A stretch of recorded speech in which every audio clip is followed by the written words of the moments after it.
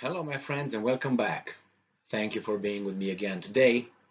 Today we have an information coming from the banking system, and this comes from Reuters from today, May 24th, 2022, and this is the title: Russia's Sberbank pays in rubles on dollar-denominated Eurobonds. So Russia's Sberbank pays in rubles on dollar-denominated Eurobonds. Hmm. So the bank said, the leaders of the bank, the spokesperson said that it has made a coupon payment on dollar-denominated subordinated euro bonds in rubles at the central bank exchange rate. I don't think that's good, is it? The ability of Russia to service its debt is in focus as the country faces the prospect of sovereign default after Western capitals imposed sweeping sanctions in the wake of what Moscow calls a special operation in Ukraine, which started on February 24th. Sberbank, which serves about 100 million customers in Russia, is one of the country's most crucial financial institutions. And I'm quoting, due to blocking sanctions imposed on Sberbank by the United States and United Kingdom, the international financial infrastructure is preventing Sberbank from making payments to investors as set out in the issuance documentation, the bank said in a statement. Sberbank said that it has two subordinate euro bonds issued outstanding, a $2 billion issue due in October 2022 and a $1 billion issue due in May 2023 with coupon payments due twice a year. The bank confirms that it has sufficient liquidity to meet all of its obligation and is doing its best to service its debt.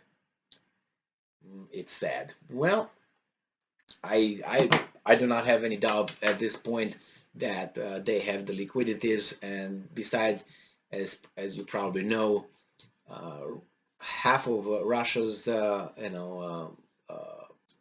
money is in foreign banks, and it's just Russian reserves I'm talking, and it's frozen. So these loving countries and loving people of democracy, freedom, and a contract is a contract. They do stuff to you if they don't like what you're doing, even though what you're doing is not directed towards you, but to someone else. They have the power to do that, and what are you going to do about it? You're going to retaliate, and once you retaliate, they will call you out by saying, hey, you can't do this to us. That's illegal. A contract is a contract. See, that's a double standard, and that's hypocrisy. Remember, Russia and Ukraine, this situation now, is just an example.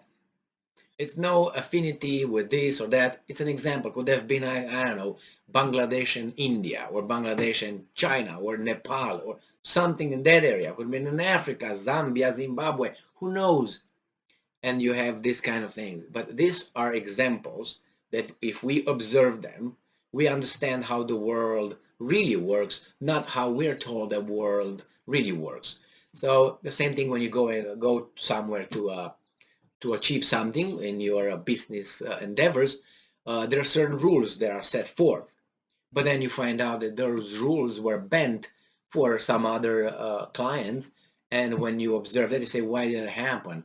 Well, because those clients are special. So you see, it's then you say, wait a second, I stayed in line here, but that person cut the line and got the benefit.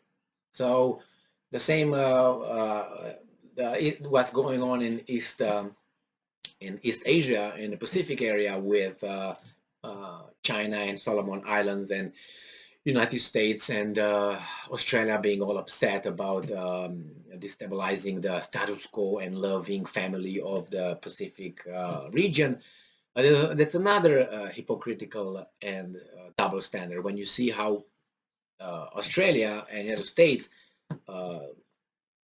analyzed or whatever their reaction to China and Solomon Islands Treaty of cooperation between two sovereign countries is treated by United States and Australia, which are far away from Solomon Islands, is like, oh my God, that's a red line and this and that, and you can't do this. It's security concern. We have security concerns and this and that. But on the other hand, if you put the same thing into Ukraine, Russia, and NATO, no, Russia did not have security concerns. Should not have security concerns. They're not legitimate. Why? Well, as I said, it's a special customer, and over here you're not a special customer. So it's irritating to see this, but after a while you get used to it and you realize that what you're told in school, what you're told in the press, what you're told wherever you're told about doing this, everything seems to be, like in Alice in Wonderland, up is down, down is up, and then you have to adjust. That's characteristic of a, as a how should I put it, an organism, an adaptable organism. You adapt to the situation and you stay afloat. Otherwise, you just go here. But some people are already adapted to that kind of behavior because that's the way they are.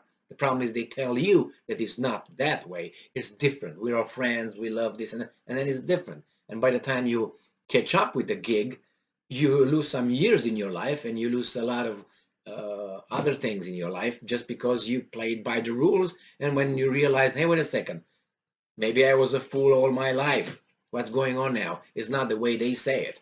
I mean, they talk about interventions and Russia invading Ukraine. You could put it on the same par with NATO invading, bombarding, not invading, bombarding Yugoslavia, or you want Afghanistan, or you want Iraq, or you want Syria, or let's say Gaddafi's Libya. All these things, it's just little details, little nuances, but the idea is the same. I do whatever I want, I'm stronger, and what are you going to do about it? Nothing. So, and if I own the media will cover for me. And then by the time you catch up with the whole gig, you lose 20, 30 some years, and you have time to do that. So, I hate to quote the Bible, the Christian scriptures, because I usually they say certain things that are different. Let's put it this way. But nevertheless, over there is something I'm just paraphrasing. When I can't remember the little location of this. When you see the servants on a horse or settled, and the masters or the people capable, the kings, walking. So it's upside down, the rule of the world order, where you see people that, wait a second, there are capable people, but they're not there. But you have these people who are ruling, and you look at them and say, what is this? I have names for these people right now. Look at some foreign ministers of certain countries. Look at some presidents. Look at some prime ministers, and you assess their performance, and you observe that that's average at best. And not only that, but they say something here, and then regarding something with the same attributes, don't apply the same rule. They change the rule the way it fits their interest. And you say, wait a minute, if I would do this in my life outside of my house, where I supposedly can do whatever I want, kind of, if I go over there, I get sanctioned. It doesn't work that way. But over there it works. How is that possible? So it's a personal fight. So yes, these guys are trying to pay their things over there and do whatever they can under the circumstances. And they cannot pay, they don't have access to their reserves. They don't have access to communication. And why? Are they at war? No, they're not at war. But it's something in between. That if it's not a war, how can you sanction me like that? Well, because they can. So there you have it. But if you sanction them back, no, you can't. Because we go into religious fervor here, where I'm good and you're bad. Not mostly good and you're mostly bad. No, I'm good and you're bad. That's a bipolar thing, black and white extremes. That's how the world is portrayed in religious terms, in dogmatic terms, not in real life where you have shades of gray, not the, what I mean, book or whatever. It's just, that's how it is. It's nuances, probabilities. possibilities. This is what it is. Odds, percentages. Thank you very much for being with me again today. Stay strong, stay smart, look for the truth, and be just.